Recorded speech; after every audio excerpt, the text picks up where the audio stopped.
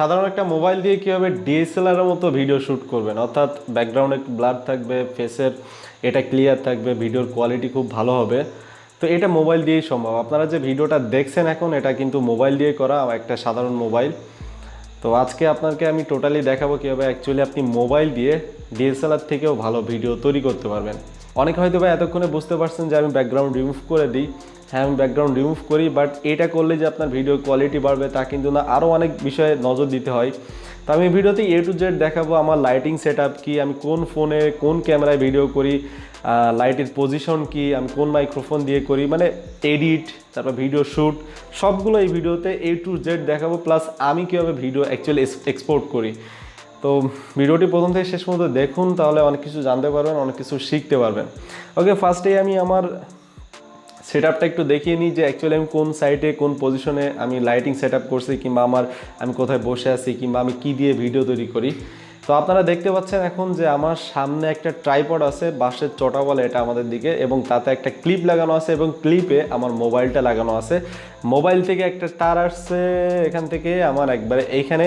এটা হচ্ছে microphone বোয়া by এমন, খুব ভালো একটা মাইক্রোফোন।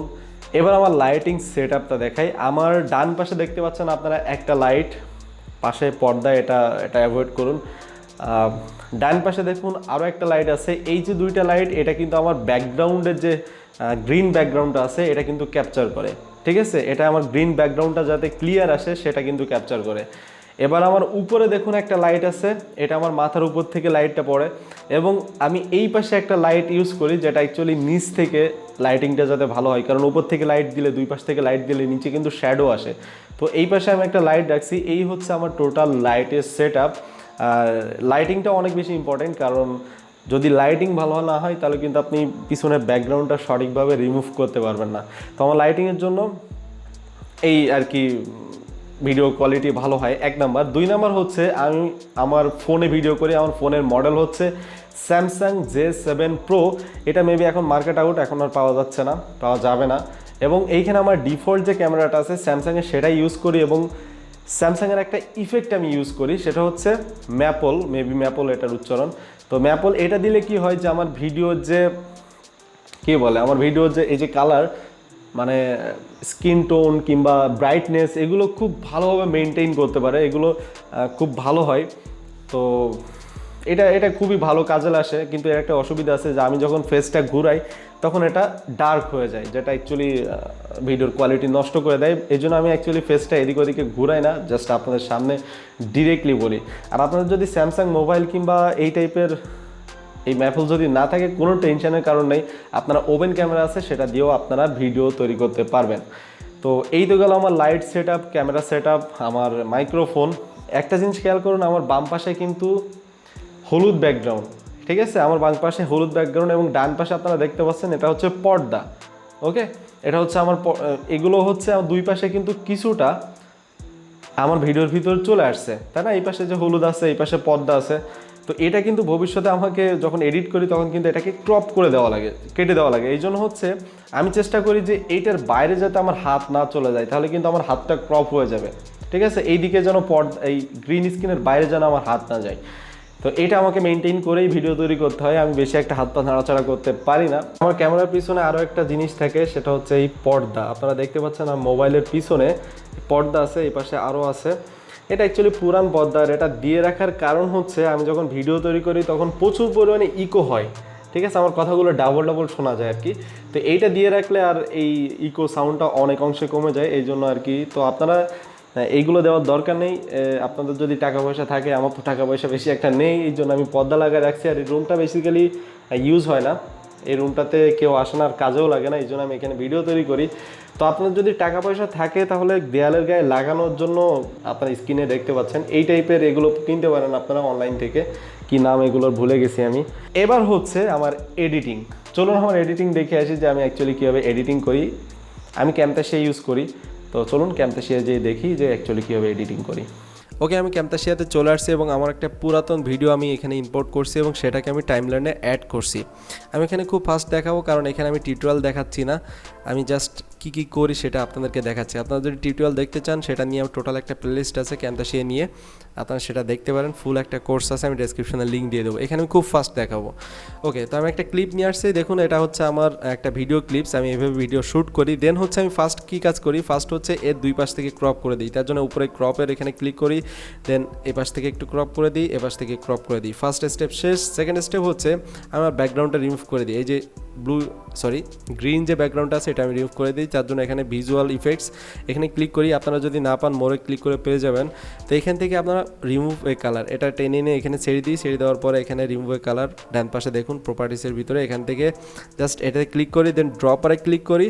তারপর হচ্ছে আমার এই যে গ্রিন ব্যাকগ্রাউন্ডের এখানে একটা ক্লিক করলেই চলে যায়। এখন দেখুন পুরোপুরি কিন্তু গ্রিনটা যায়নি, এই যে পাশ দিয়ে এখন আছে। তো এটার জন্য আপনারা টলারেন্সটা একটু বাড়িয়ে দেবেন। আমি 35 থেকে 40% করে দিই, ঠিক আছে। 40% উপরে গেলে কিন্তু আবার সেটা ভিডিওর কোয়ালিটি কিন্তু নষ্ট হয়ে যাবে। 35 করে দিলে দেখুন এখান থেকে গ্রিনটা কিন্তু চলে গেছে।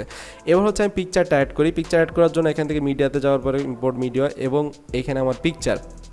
এবং একটা ইন্টারেস্টিং বিষয় হচ্ছে এখানে আমি নাম্বার 2 নাম্বার ট্র্যাকে কিন্তু আমার মেইন যে ভিডিওটা সেটা দিই এবং নিচের ট্র্যাকে একবারে ট্র্যাক নাম্বার 1-এ সেখানে কিন্তু আমার ব্যাকগ্রাউন্ডটা দিয়ে দিই। আচ্ছা, এখানে ইন্টারেস্টিং বিষয় যেটা বলছিলাম সেটা হচ্ছে যে আপনারা দেখতে পাচ্ছেন যে আমার ব্যাকগ্রাউন্ডটা একটু করে ব্লার, কিন্তু আসল যে পিকচারটা সেটা কিন্তু ব্লার না।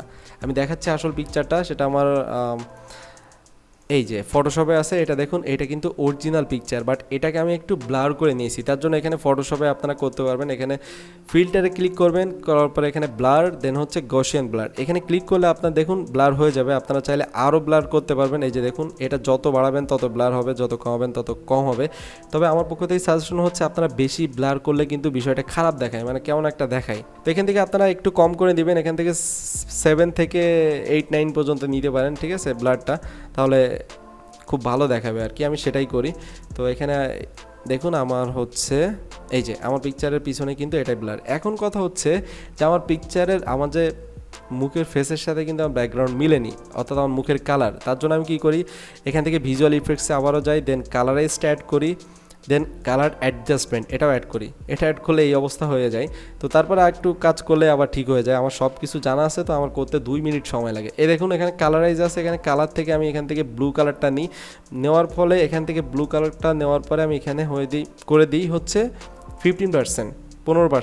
দেন হচ্ছে কালার অ্যাডজাস্টমেন্ট, এখানে আমি হচ্ছে ব্রাইটনেসটা মাইনাসে নিয়ে চলে আসছি, -10%, কারণ এখানে ব্রাইটনেসটা একটু কমিয়ে দিলে আমার ব্যাকগ্রাউন্ডের সাথে এটা মিলে। এরপর হচ্ছে কন্ট্রাস্টটা বাড়িয়ে দিই হচ্ছে 15% এবং স্যাচুরেশনটাও 15% দিই। দেখুন আমার ভিডিও কিন্তু কমপ্লিট, আমার এডিটিং কিন্তু কমপ্লিট। এটাকে আমি একটু চাইলে একটু বা ডান পাশে সরিয়ে দিই। এখন কিন্তু আমার ব্যাকগ্রাউন্ডের সাথে আমার মুখের ফেসের কিন্তু অনেকটাই মিল আছে এবং সেটাকে দেখতে কিন্তু DSLR ক্যামেরায় ভিডিও তৈরি করার মতোই লাগছে। আরও একটা কথা বলতে ভুলে গেছি যে আপনি যখন গ্রিন স্ক্রিনে শ্যুট করবেন তখন খেয়াল রাখবেন যে আপনার বডিতে কোথাও যেন গ্রিন কালার না থাকে। গ্রিন কালার কিংবা গ্রিনের আশেপাশে যে কালারগুলো আছে যেমন ব্লু কিংবা এই টাইপের কালার যেন না থাকে, তাহলে কিন্তু এটা আপনার ভিডিওর কোয়ালিটি আপনার ওইটাকেও রিমুভ করে দেবে, ঠিক আছে। তো আপনি সবসময় চেষ্টা করবেন আপনার গ্রিন ব্যাকগ্রাউন্ড ব্ল্যাক হলে ভালো হয়, সাদাও হলে কোনো প্রবলেম নেই, অর্থাৎ গ্রিনের আশেপাশে যেন কোনো কালার না থাকে আপনার বডিতে কিংবা কোনো জায়গায়, যেটা অ্যাকচুয়ালি আপনার ভিডিওতে থাকবে।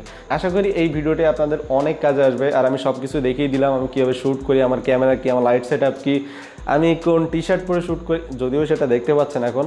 তো এই ছিল মোটামুটি ভিডিও, আশা করি ভালো লাগবে আপনাদের। তো ভালো লাগলে ওইটাই লাইক করে দিন, শেয়ার করতে পারেন ফ্রেন্ডের সাথে, আর সাবস্ক্রাইব তো অবশ্যই করবেন। তো আসল কথা হচ্ছে যে অ্যাকচুয়ালি ভালো ভিডিও তৈরি করার জন্য খুব বেশি সেট আপ লাগে, DSLR ক্যামেরা লাগে তা কিন্তু না, মোবাইল দিয়েই ভালো সেট আপ তৈরি করা যায়। শুধু একটু ট্রিকি হতে হবে, একটু জানতে হবে। তো এতটুকুই, আল্লাহ হাফেজ।